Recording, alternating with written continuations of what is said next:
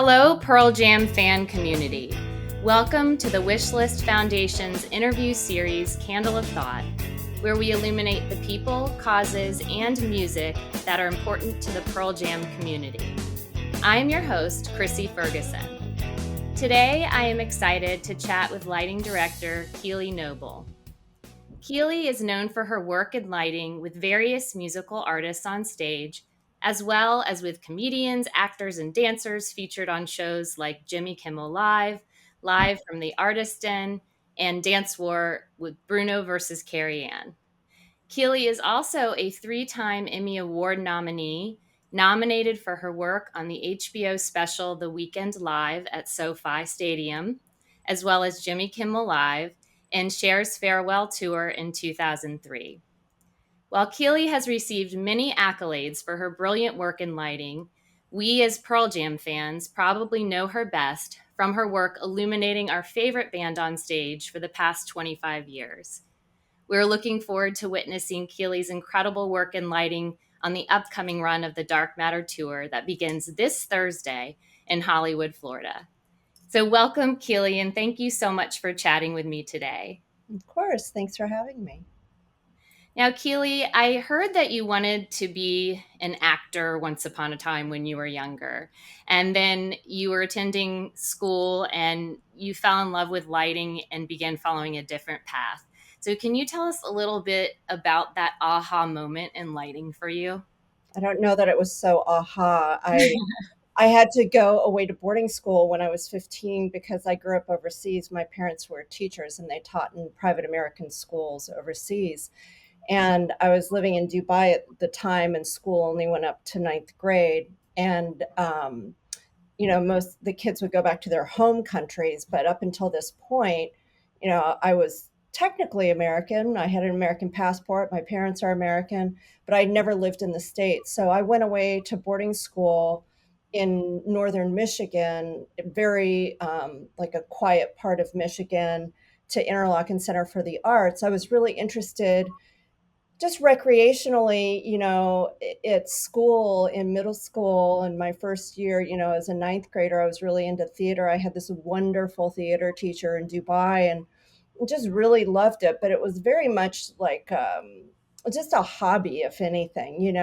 So when I was looking at boarding schools, I thought, oh man, I can go to a school and do this a lot. That sounds like, the best of both worlds. And I got there and I was seriously out of my element. I mean, this is a school that is, it's like the Juilliard of high schools. Like, people that go to Interlochen to pursue their art form are very, very serious about it. In a lot of cases, have outgrown the sort of, resources they have in their local communities, and need somewhere with like a higher level of training.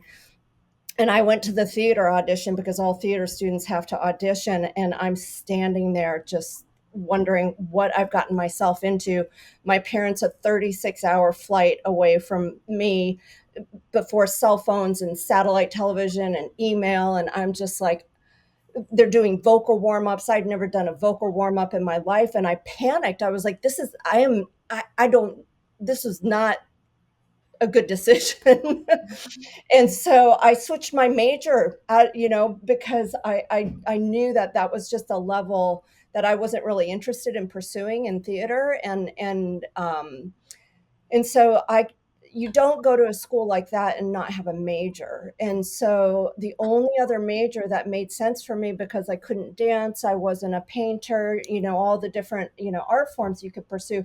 There was this little tiny department called design and production. And at the time it was really tiny. It was like 5 or 6 students.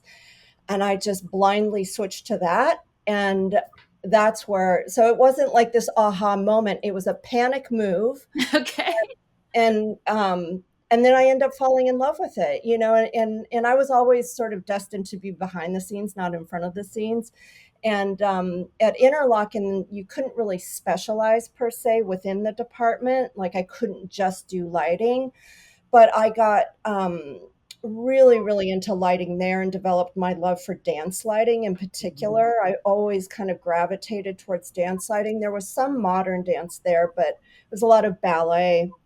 And that's kind of how I got my feet wet. And then I ended up going to Cal Arts after that, and they had a really strong modern dance program, and I really just threw myself in that department. I did my theater requirements, but I always was I kind of lived in the dance school at both places. Wow. And after that, it just, you were always excited about lighting and just, Oh yeah, yeah. I mean, I knew at Interlochen I wanted to pursue lighting, and so when I got to Cal Arts, that's I didn't do anything else at Cal Arts other than lighting. oh, that's great. Yeah. Well, I just think that when we look at these concerts, lighting is something that so many of us take for granted, especially during these concerts, because many people are looking at the band, they're listening for a certain set list and all of that. But without sound and without lighting, really there isn't a show. And so my question to you is how do you and your team sit down to start planning the lighting for new songs? So you have this new tour. It's been out for a while now, but when Dark Matter first came out, how did you decide how you were going to do the lighting for each song? Are you listening to lyrics? Are you taking into account the emotion of the song? How does that all come to be? Well, when it comes to actually programming the songs versus creating the overall design for the tour, it's a it's a little hard to explain, to be honest. I think at some level all those factor in, all the things that you just described factor in, but really it can be a myriad of things that will motivate the direction of the lighting for a song. And that's true on any show. So, as you know, with this tour, we have a video element, which we've never had in the past. And it's been really exciting because, in the past, the lighting was kind of the only visual element, right, in terms of production and design. Mm-hmm. And having the addition of video play such a prominent role in this tour was really exciting to have a different starting point in terms of like the concept for a song. So Rob Sheridan, who did all the video content and this just incredible footage and content he created for this tour, beyond just the Dark Matter songs, he gave us so much content to play with because, as you know, when you do a Pearl Jam tour, you're not just programming 25, 30 songs. We need a lot of material to pull from night to night. Right. And even then I may program, when I say we program a song, it's putting all the parts and pieces, because with technology and moving lights and computerized lighting, you have to basically tell the lights what to do in every song per se. So you have to create all those conditions, decide the timing, decide the transitions, decide how it's going to play with video, and you program that as a song typically. Now with Pearl Jam, what's a little different is sometimes I have a handful of songs that I have programmed that will work for other songs. And the reason I've always approached it that way, and so I'll have somewhere, it depends on the tour, but I'll have anywhere from like 50 to 80 songs in the desk. And even at times when I've had 80 songs in the desk, that still doesn't feel like enough material night to night with how much they change the set list. Right. Now with video, it was sorry, this is a long-winded way of getting back to your original question, but with video, that has to be really well coordinated. Like what the lighting looks like in front of the video has to be like the color has to be balanced, like whether or not the video's brighter or the lighting's brighter, whether or not it's a lighting forward song or a video forward song. You have to program all that. It's harder to punt, as we say, which is like make it up as you go on the fly. We call busking. So with Rob's, especially the Dark Matter material, it really was about like the video content first. And lighting played a very like supportive role, particularly in the new material. We really wanted that content to shine. It was really all about the content in a lot of ways. And so when we go to program a song on this tour, the questions we're asking are more about is this going to be sort of a content forward song, or is this going to be a iMag, like uh, what iMag is image magnification, which is basically when the band is up on the screens. Mhm. Is this going to be an iMag forward song, or is this going to be a lighting forward song with video more in a support role? And then, yeah, you get into the minutia. Like for me, it's always just a feeling. Like, how does this song make me feel? Is it a haunting song? Is it a warm song? Is it a happy song? Is it a punk rocker? Those all sort of elicit different feelings. And sometimes I might have really specific ideas about color. But again, if it's a video forward song or a content forward song, I have to echo the colors that are in the content. So it feels like one composite look. Right. And so you don't receive a set list ahead of time. And I know sometimes they change it up on the fly even when they do have a set list, but do you at least get some sort of base so that you do have an idea of what you want to have programmed for the night? When we're working on a new tour. Oh, so the programming process is very arduous and time consuming. You do that at the beginning of a tour. So Mhm. we'll go into production rehearsals, and it may be anywhere from 10 days to 2 weeks. It just depends on the act. It depends on, how much rehearsal time we have built in. We had a lot more rehearsal time built into the front end of this tour because we were, working with a new element, and this is a little bit uncharted territory for all of us. So we wanted to make sure we had the time to do it right. Mhm. So that programming time, it depends on the song, but programming a song, lighting and content together, it can take anywhere, like a very, very simple song with maybe just a couple looks might take you a couple hours, to a very complex song might take you anywhere between 5 to 8 hours to do. Wow. So if you do the math on that, with the Yeah. amount of songs that we want to put in the desk for a Pearl Jam show, it is a very daunting task at the beginning of rehearsals when you're starting from scratch. And we work very, very long days, and we're just crunching out songs as fast as we can. We're just trying to get as much in the desk as we can, and then what we do after is we just do all the like refinement. And that's, by that point the band is doing rehearsals. Even, throughout the first leg or two of the tour, we're still like, I even now I do notes every day because Mhm. we don't see the songs every night, particularly the less played songs. So we're always working on the show. And because I've been with the band for quite a long time, I have kind of an instinctual idea of what songs I need in the desk because of how much they play it. In fact, uh, not this tour, but the last time we rehearsed, it never occurred to me to look for this. I just do that. I always, if it's a new album, I'll program the whole album. Doesn't matter. Like every song on the new album will get programmed for a new tour. And then what I choose in addition to those, say, however many songs, is just based on my own experience. And so I'll come up with a list in priority of how important I think they are. Mhm. And a programmer who was working with me a few tours ago was like, you can go on a website and they'll tell you how many times these songs have been played. So I compared my list to this list of how many times, and it was like kind of crazy how similar, like, it was almost like to a T. Oh, wow. And I know that I'd read that Eddie in the beginning kind of gave you a vision for what he wanted to see, and I had a quote from an interview you had before. You said that he likes to think of it, the band, like the main meal, and the lighting as the seasoning too Yeah, much, and you can no longer taste the meal. yeah. And so you kind of um, you're getting this advice from Ed. Do the other band members give you any advice, or do they just trust you all to just take over? And Now the band's very involved with what you see on stage, and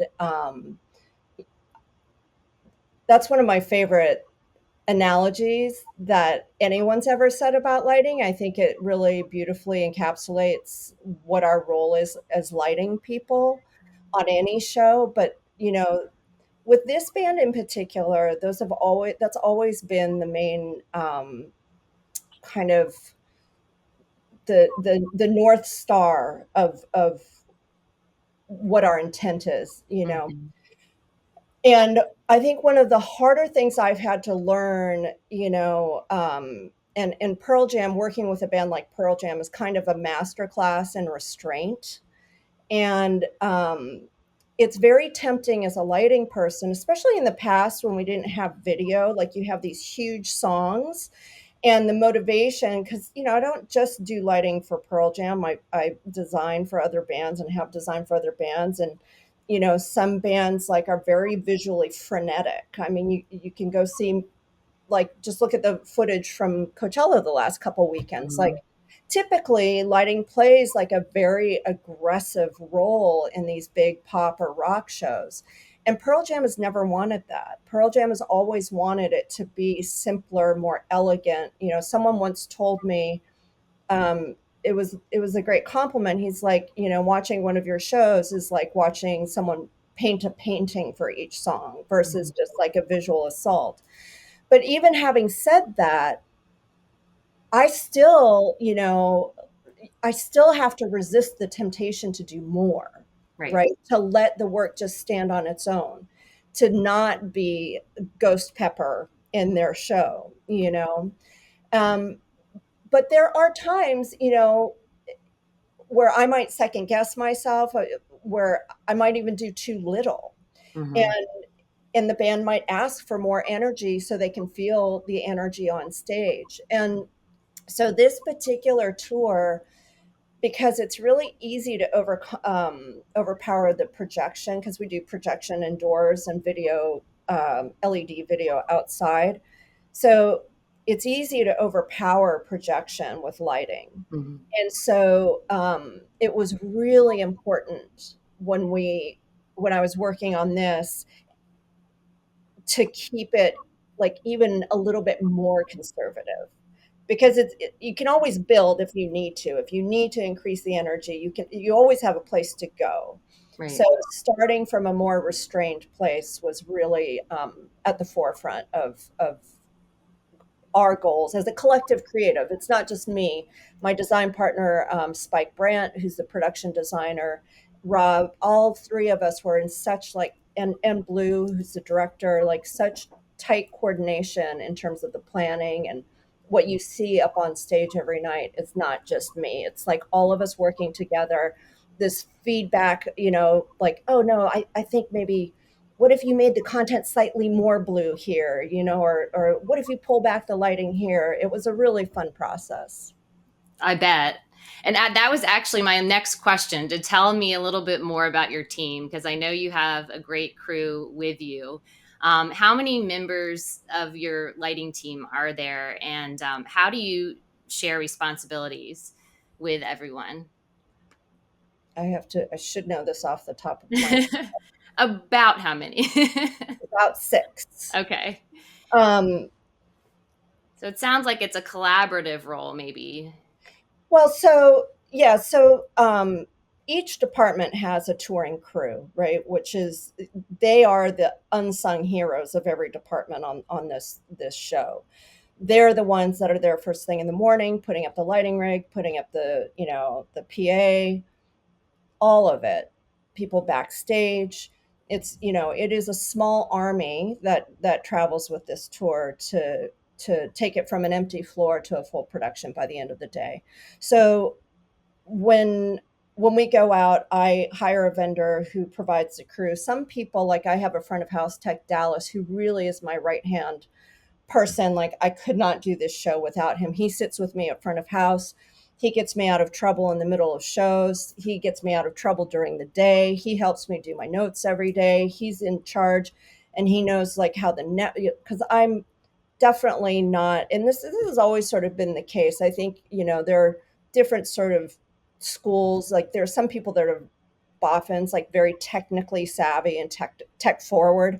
I've Mhm. always been someone that's more like creative design forward, and like knows enough tech to get myself out of trouble, but have to surround myself with people that are smarter and in all those areas. So, like, on my crew, there will be a crew chief who's in charge of the lighting crew. There's the front of house tech, who's Dallas, who I work very closely with, and then there are other crew members. And so, in terms of the collaboration, like every day, if each one of those people has a really important part to play, right? And it's the sum total of all their efforts that make my life incredibly easy, and also make the show successful night to night. And then there's the creative team, which is a different team, and that's a different type of collaboration. And that's, myself, the lighting designer, production designer, Spike Brandt, Rob Sheridan, Blue, and then, of course, the band being the most important, creative input that we get and involvement. That's a lot of help. It sounds like you couldn't do it without the rest of them for sure. Yeah. Now, is there a particular song or particular, maybe it's even a tour that you're very proud of? Maybe it's, it took you a long time for one song in particular for this tour. I know I remember when we talked back in 2018, you were talking about the set with Spike and creating, the big bird and all of that, and A long time ago, yeah. yeah, how much all that work was. So whether it was a tour or it's a song, is there something in particular that really stands out to you that just says, when I think of what I'm really proud of in my Pearl Jam experience, You what stands know, out to you? um, well, I'm really proud of this tour.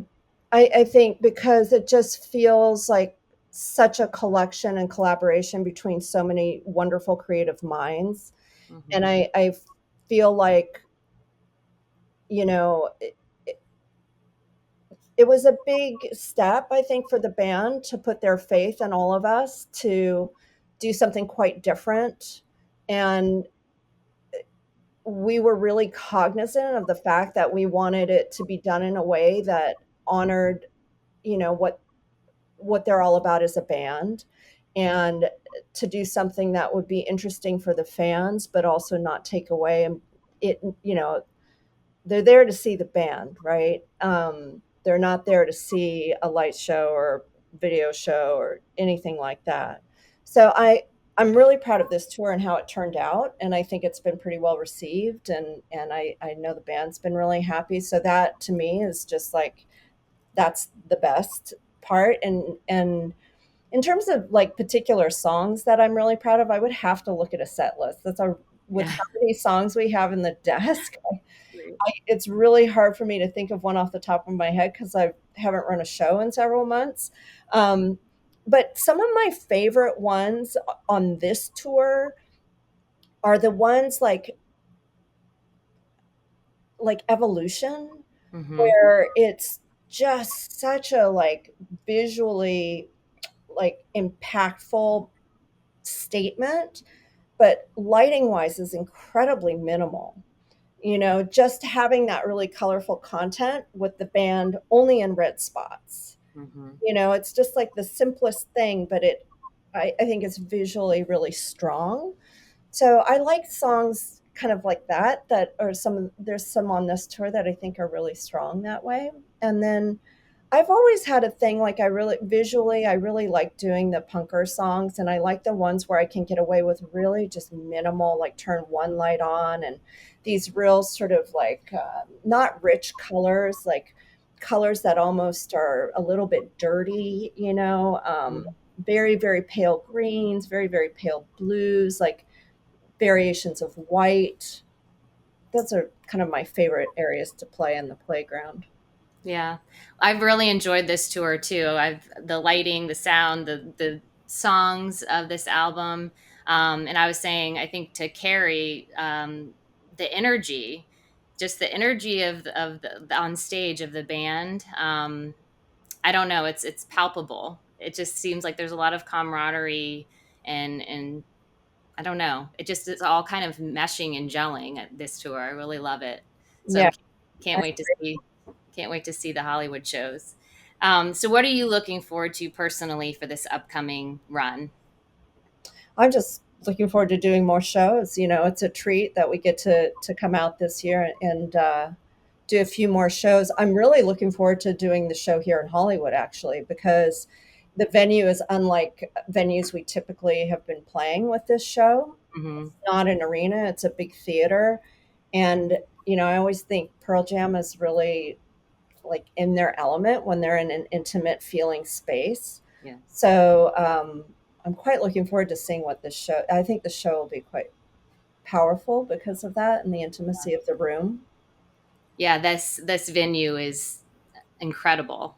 It's a lot smaller than we're used to seeing them in, so I Yeah. think the fans will be very pleased. Hmm. So I have to ask this question. So when I know you've been with Pearl Jam a really long time, but on in every concert, bootleg, all the things, we've heard Ed say, "Keely, hit the lights."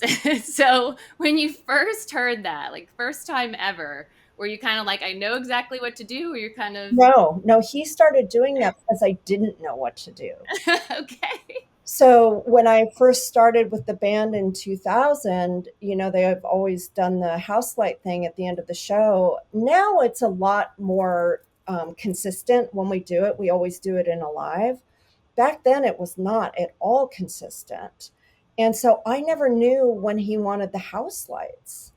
And after probably a couple failed attempts at not getting it right, I think I was talking to him and I was just like, do you want to like give me a little signal or something? Like I just had no idea when to do it. Right. So that's when it started, is he would tell me basically when to go on the PA. And so he hasn't needed to do that in a long time. Other Yes. than there'll be times in the show where he'll say, Keely, let me see him. He wants to see the audience when he's talking to them if I haven't beaten him to it. But Right. Well, thank you so much for talking to me when you're so busy in rehearsals. I know it's been a busy couple weeks, and we can't wait to see you on the road soon. So thanks again. my pleasure.